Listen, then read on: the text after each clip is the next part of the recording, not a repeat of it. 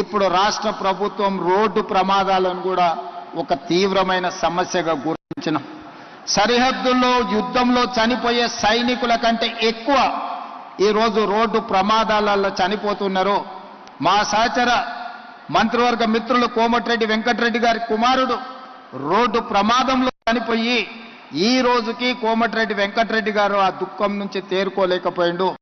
మరొక మా సహచర మంత్రివర్గ సభ్యుడు India cricket captain Mohammad Azharuddin కొడుకు రోడ్ యాక్సిడెంట్లో చనిపోయిండు. వారు కూడా ఈ రోజుకు ఆ దుఃఖం నుంచి తేరుకోలేదు. బాబు మోహన్, కోట శ్రీనివాసరావు లాంటి సినిమా కళాకారుల పిల్లలు కూడా రోడ్ యాక్సిడెంట్లలోనే చనిపోయినారు.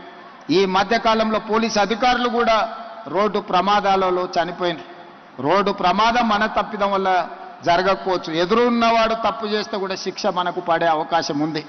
దీనికి ప్రధానమైన కారణం మైనర్లు ఇంట్లో తల్లిదండ్రులు వాహనం ఇవ్వడం వల్ల రోడ్డు మీదకి వచ్చి అవగాహన లేకుండా వాహనాలు తోలడం.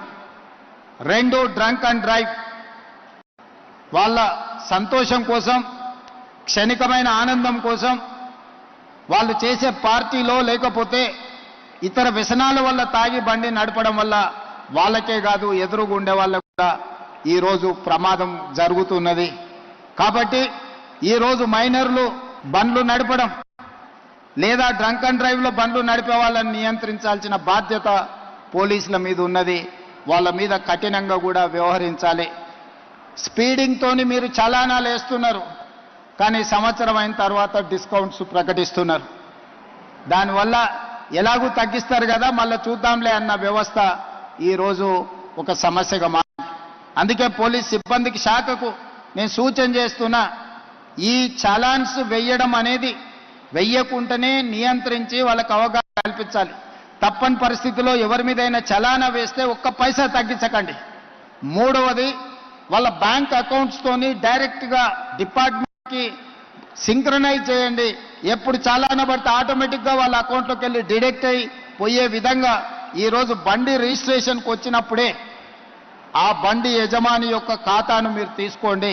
బ్యాంక్ అకౌంట్ను అటాచ్ చేయండి. ఏ బండి అయితే స్పీడింగ్ చేస్తుందో, ఏ బండి అయితే సిగ్నల్ జంప్ చేస్తుందో, ఏ బండికి అయితే చలానా పడుతుందో ఆటోమేటిక్గా ఆ యజమాని అకౌంట్లో నుంచి నగదులు బదిలీ అయ్యే విధంగా మీరు ఈరోజు టెక్నాలజీని వాడుకోండి. బ్యాంకులను కూడా సమన్వయం చేసుకోండి. లేకపోతే ఈ ప్రమాదాలను నియంత్రించడం కష్టమవుతుంది. ఇలాంటి ప్రమాదాలకు పాల్పడే వాళ్ళ పట్ల కఠినంగా వ్యవహరించాలి. పిల్లలకు వాహనాలు ఇచ్చి ప్రమాదాలకు కారణమైతే వాహన యజమాని మీద కూడా కేసులు కట్టాలి. అప్పుడే చిన్నపిల్లలకు అందుబాటులో వాహనాలు పెట్టడం మానేస్తారు. ఇవన్నీ జరగాలంటే ప్రాథమిక విద్యలోనే పిల్లలకు అవగాహన కల్పించాలి. ఈరోజు పోలీసుతో పాటు రవాణా శాఖకు సంబంధించిన వాళ్ళు కూడా హెవీ లోడ్, ఈ మధ్యకాలంలో చూసినాం, ఒక టిప్పర్ హెవీ లోడ్తో తీసుకెళ్లి ఆర్టీసీ బస్సును గుద్దితే 30-40 మంది బస్సులో ఉండే అమాయకులు చచ్చిపోయినారు. అంటే ఇట్లాంటివి మనకు సంబంధం లేకపోయినా, మనం తప్పు చేయకపోయినా ఎదురుగుండే వాళ్ళ తప్పుల వల్ల మన ప్రాణాలు కోల్పోతున్నాం. దీన్ని నియంత్రించాల్సిన బాధ్యత ప్రభుత్వం మీదనే రవాణా శాఖ, పోలీస్ శాఖ సిబ్బంది మీద ఉన్నది. అందుకే రవాణా శాఖ, పోలీస్ శాఖ ఈరోజు ఒక అవగాహనతో ముందుకు వెళ్ళాలి. రాష్ట్ర ప్రభుత్వంలో రోడ్ సేఫ్టీ అథారిటీ ఉన్నది. ఒక అడిషనల్ డీజీ ఆఫీసర్ నేస్తున్నాం. ఆ పోస్టింగ్ ఎలా ఉందంటే పనిష్మెంట్ పోస్టింగ్ కింద వేసినట్టుగా ఉంది. చాలామంది ఆ పోస్ట్ వేయంగానే అతన్ని పనిష్మెంట్ కింద వేసినట్టుగా భావిస్తున్నారు. ఇప్పటి నుంచి దాన్ని రివైవ్ చేయదలుచుకున్నాము. ఈరోజు ఏదైతే ట్రాఫిక్ పోలీస్ డిపార్ట్మెంట్ ఉందో కన్సర్న్ కమిషనర్స్ దగ్గర ఒక వింగ్ కింద పనిచేస్తుంది. ఆ వింగ్ ఎలా ఉందంటే కమిషనర్ గారు ఒకవేళ ప్రత్యేకమైన శ్రద్ధ చూపిస్తే తప్ప ఈ ట్రాఫిక్ నియంత్రించడానికి కష్టమవుతుంది. It is like an 6th finger. అట్లా కాకుండా అడిషనల్ డీజీ స్థాయిలో డీజీపీ తర్వాత ఈ రోడ్ సేఫ్టీ అండ్ ట్రాఫిక్ కు సంబంధించి DGR additional DG cadre officer నేసి కంప్లీట్గా ఒక స్ట్రక్చర్ను తయారు చేసి ఎక్కడ కూడా సిగ్నల్ జంప్ చేసినా, స్పీడింగ్ చేసినా, ఎక్కడైతే ట్రాఫిక్ జామ్లు ఉన్నాయో, ఫ్రీ లెఫ్ట్ ఎక్కడైతే ప్రాబ్లం అవుతున్నదో అన్ని సీసీ కెమెరాలు పెట్టి అన్ని కార్పొరేషన్, మున్సిపల్ కార్పొరేషన్స్ ఏరియాలో హైదరాబాద్ నగరంలో ఆల్రెడీ మనం గూగుల్ సంస్థతో ఒక MOU చేసినాం. ఈ ట్రాఫిక్ సిస్టమ్ అంతా స్టడీ చేసి ఫీడ్బ్యాక్ ఇవ్వడానికి ఈరోజు మన కమాండ్ కంట్రోల్ రూమ్ ఉన్నది బంజారాహిల్స్లో. ఈ సాంకేతిక నైపుణ్యాన్ని ఉపయోగించుకొని ఈ వ్యవస్థను బలోపేతం చేయాల్సిన అవసరం ఉంది.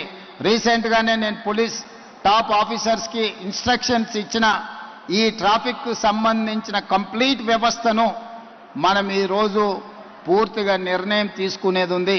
ఎట్లయితే హైడ్రా, ఎట్లయితే ఈగల్, ఎట్లయితే సైబర్ క్రైమ్ని మనం స్ట్రెంగ్తెన్ చేసినామో ఈరోజు ట్రాఫిక్ నియంత్రించడానికి కూడా పోలీస్ డిపార్ట్మెంట్ను ఈరోజు నియంత్రించాలి. ఒకప్పుడు లా అండ్ ఆర్డర్ ప్రాబ్లం ఉండే, లా అండ్ ఆర్డర్లో మర్డర్స్ ఇట్లాంటివి ప్రాబ్లం ఉండే. ఈరోజు లా అండ్ ఆర్డర్ కాదు, ట్రాఫిక్లో జరిగే యాక్సిడెంట్స్ మర్డర్స్ కంటే ప్రమాదమైనాయి. ఒక్కొక్కసారి 20 మంది 30 మంది కూడా ఒక ప్రమాదంలో చచ్చిపోతుండంటే ఇవన్నీ మనుషులు చేసిన తప్పిదాల వల్ల జరుగుతున్న హత్యలుగానే భావించాలి. వీటిని నియంత్రించాలి అంటే ట్రాఫిక్ విధి విధానాలను ట్రాన్స్పోర్ట్ కమిషనర్ గారు కూడా విధి విధానాలను కంప్లీట్గా ప్రక్షాళన చేసుకొని ఒక నూతన చట్టాన్ని తెచ్చుకోవాలి. ఈ నూతన చట్టం పాఠశాల స్థాయిలోనే విద్యార్థులకు అవగాహన కల్పించాలి, వాళ్ళ బాధ్యతను పెంచాలి.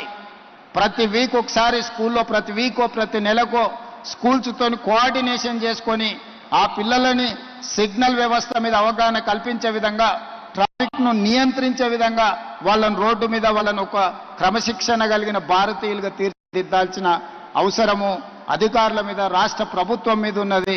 తప్పకుండా వీటన్నిటిని ప్రక్షాళన చేస్తాం. ఈ రకంగా తెలంగాణ రాష్ట్ర ప్రభుత్వం ఇప్పుడు ట్రాఫిక్ సమస్యని, యాక్సిడెంట్స్ని, రోడ్ సేఫ్టీని ఒక ప్రధానమైన ఎజెండాగా తీసుకుంటుంది. దీనికి విధి విధానాలు రూపొందించి క్రమశిక్షణ కలిగిన అధికారులకు అక్కడ బాధ్యత ఇచ్చి దీని ఒక టాప్ ప్రయారిటీ టాస్క్ కింద తెలంగాణ రాష్ట్ర ప్రభుత్వం తీసుకుంటుంది. దానికి సంబంధించిన చర్యలు తీసుకోవాల్సిందిగా డీజీపీ గారికి సూచన చేస్తూ ఒక మంచి కార్యక్రమాన్ని, అలైవ్ అనే కార్యక్రమాన్ని తీసుకొని అవగాహన సదస్సు కార్యక్రమాన్ని ఏర్పాటు చేసినందుకు పోలీస్ శాఖను అభినందిస్తూ మీ అందరి దగ్గర సెలవు తీసుకుంటున్నా. ధన్యవాదాలు.